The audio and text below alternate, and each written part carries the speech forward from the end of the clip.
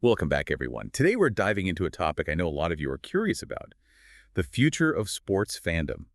We'll be using Scenario DNA's research, the future of sports fandom, as our guide, specifically their insights on signposts of change and those fascinating culture mapping archetypes.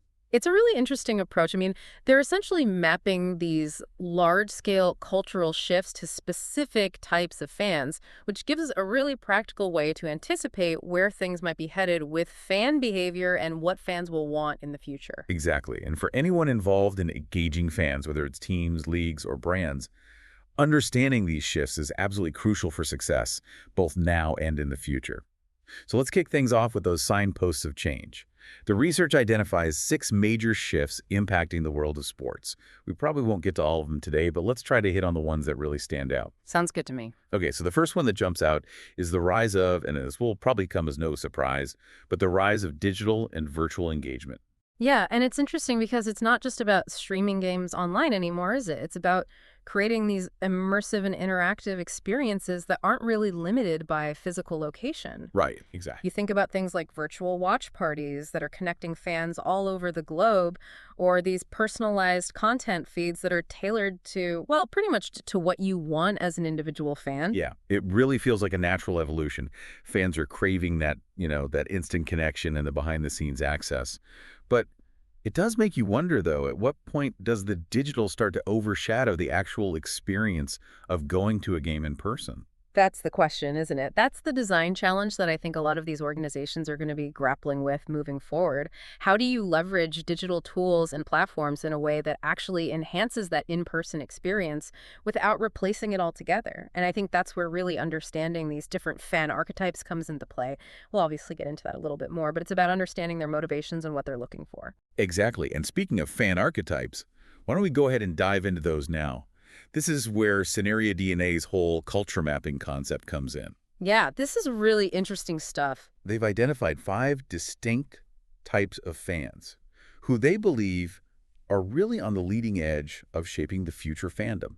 They call them, and I'll try to remember all of these, digital prophets, global explorers, content innovators, community connectors, and last but not least, social activists. Right, and each of these archetypes, they all have a distinct set of values, motivations, desires, especially when it comes to how they engage with the teams and athletes that they follow. It's almost like you're dealing with 5 different fan bases, all within one, right? Exactly, and I think for teams and organizations, understanding those nuances and then tailoring engagement strategies accordingly, that's going to be crucial. Okay, so let's break down a few of these archetypes. We'll start with the digital prophets. These are the tech-savvy early adopter types, all about embracing new ideas and technologies. They are all about pushing the boundaries, and they want more control, more ownership over their relationship with their favorite teams, right? This is the group that's really driving things like blockchain ticketing, fan-owned models, total transparency. And their influence is only going to grow over time, right? Yeah. Especially as younger generations who are already so incredibly comfortable with these technologies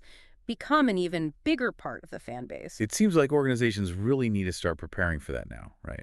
Oh, absolutely. It's no longer a nice to have. This is becoming the expectation. So it's less about a transactional relationship, just buying a ticket or a jersey, and much more about co-creation and shared ownership between the fans and the team. It's fascinating to imagine, just thinking out loud here, what a fan-owned franchise would even look like and how differently it might operate. Right. Like imagine a world where fans actually have direct input, maybe even voting rights on certain team decisions. Could be anything from player acquisitions to even charitable initiatives. It would be a radical shift from that traditional top-down model that we see in a lot of sports organizations today. Definitely would be interesting to see how that would play out. Okay, so moving on to our next group of trendsetters, we have the global explorers. These are fans that are drawn to, well, the international aspect of sports. They embrace the diversity of different cultures and are really looking for ways to kind of bridge the gap, so to speak, between traditional fandom and the digital world. I think this really highlights how sports in general have become a global phenomenon. Teams are no longer just local entities. They're global brands with passionate fans all over the world. Exactly. And that means teams need to step up their game in terms of how they connect with those fans Oh. in a way that feels authentic and resonates with their cultural backgrounds. Right, because a one-size-fits-all approach just isn't going to cut it anymore. Subtitles are not enough anymore. Not at all. They're looking for a more immersive, authentic experience that really reflects the cultural richness of the global sports community. So what would that even look like? I'm curious. Well, think about things like watch parties that incorporate local customs and traditions or merchandise collaborations with artists from different countries. It's all about recognizing and celebrating the diversity within the fan base. Love that. Yeah. So we've talked about digital prophets, the global explorers. Let's move on to our next archetype, the content innovators. This is an interesting group because they're not just consuming content, but they're actively shaping the narrative around their favorite teams and athletes. This is the group that's all over TikTok, YouTube, podcasts. They are creating and consuming content that often provides a very different perspective compared to what you might see from traditional media outlets. And they're very influential. Yeah. So how should teams and organizations approach engaging with this particular archetype? Well, I think it requires a willingness to maybe relinquish a little bit of control and really embrace the idea of co-creation. Interesting. Tell me more about that. It's about giving fans a platform to share their voices, their creativity, and even collaborate with them on certain projects. I can definitely see how that would resonate with the content innovators, giving them that sense of ownership over the stories that they're telling and consuming. Exactly. It creates a much deeper sense of connection and loyalty than traditional advertising or marketing ever could. So it seems like teams that can figure out how to tap into that fan-driven creativity will have a real advantage in the future. Absolutely, 100%. All right, moving right along to our next archetype, we have the community connectors. I love these guys. These are the heart and soul fans, the ones who thrive on that sense of shared experience. Absolutely. Whether they're joining local fan clubs, participating in charity events, or connecting with other fans online, it's all about belonging and experiencing the highs and lows together. It's a good reminder that being a fan is about so much more than just the wins and losses, right? Right. It's about those connections you build, the community you're a part of. That's what makes it so special. So how can organizations foster these communities and make them even stronger? It can be as simple as organizing local meetups or creating welcoming and inclusive online spaces where fans feel comfortable connecting with each other and with the team. Seems pretty straightforward, but so many organizations overlook it. They do, and I think that's a missed opportunity because that sense of community can translate into a level of dedication and loyalty that goes way beyond, just buying a ticket to a game. It's about building those lifelong fans. Exactly. Okay, and last but certainly not least, we have the social activists. Now, this is a group that sees sports as a powerful platform for driving social change. They're very vocal about things they care about, whether it's social justice, environmental sustainability, and they really hold organizations accountable for their actions and how they're using their platform. So it's not enough for teams to just slap a slogan on a t-shirt anymore. Right. No, not at all. It's about taking meaningful action that aligns with those stated values.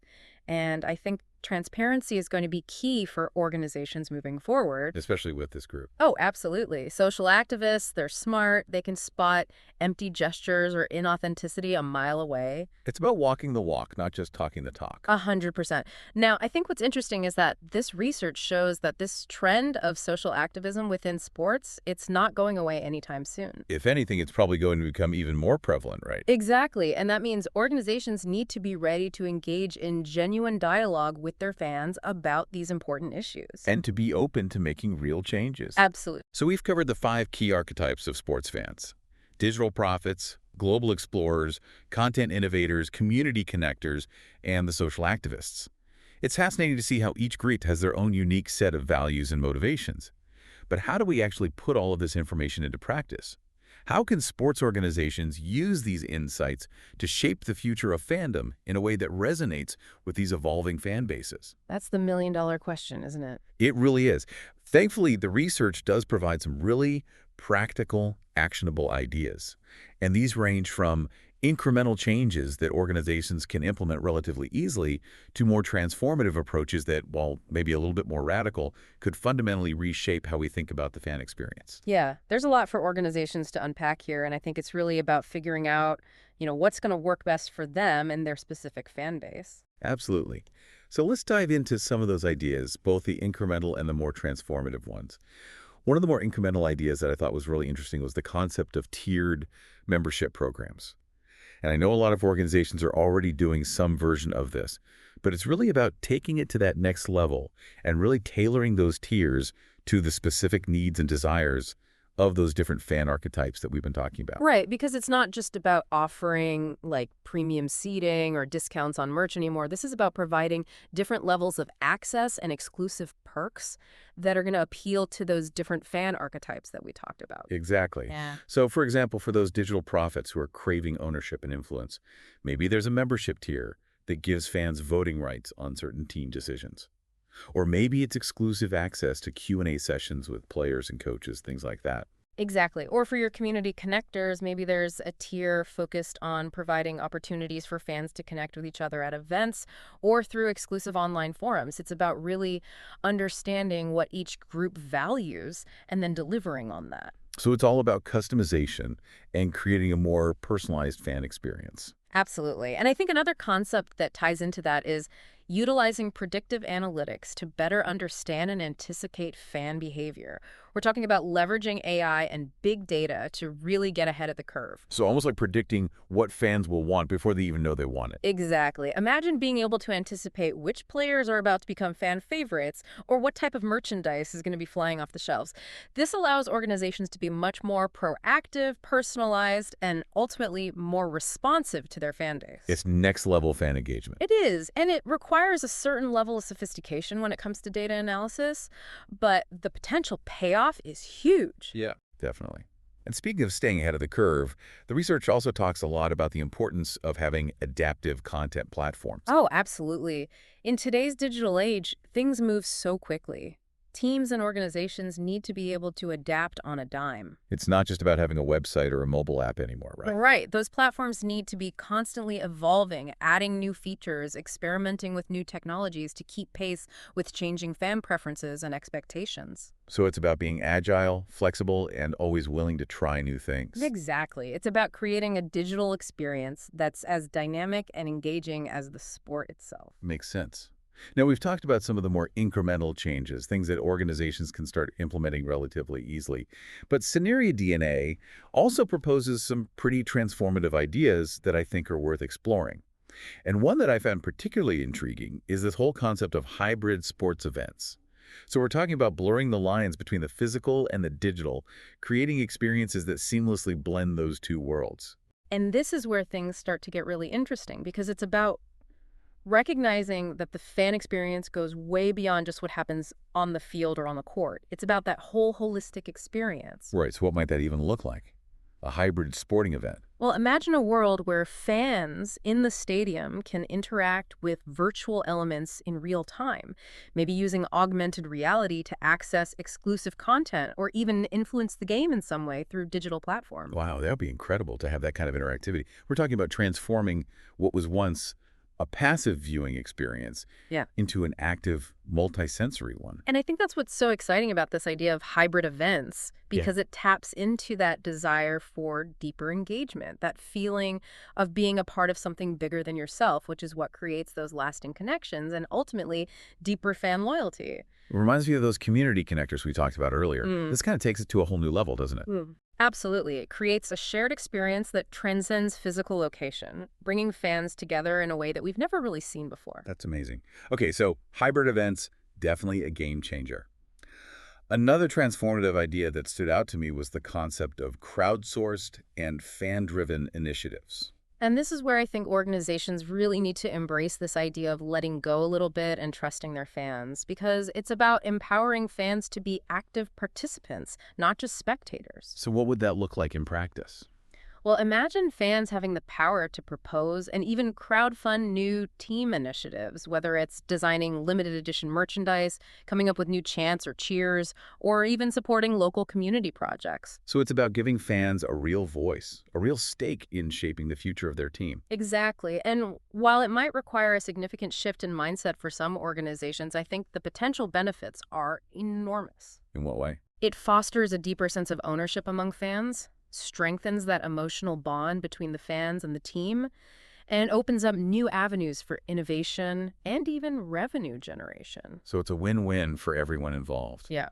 It really does feel like the future of fandom hinges on finding ways to create those deeper, more meaningful connections with fans. 100%. And, we've talked about a lot of really interesting ideas today, but I think it's important to remember that none of these strategies exist in a vacuum. Right. It's about bringing it all together, right? Exactly. It's about taking a holistic approach, understanding the evolving needs and desires of your fan base, and then designing experiences that resonate with their values. And being adaptable and willing to evolve along with your fans. Absolutely. It's a constantly moving target.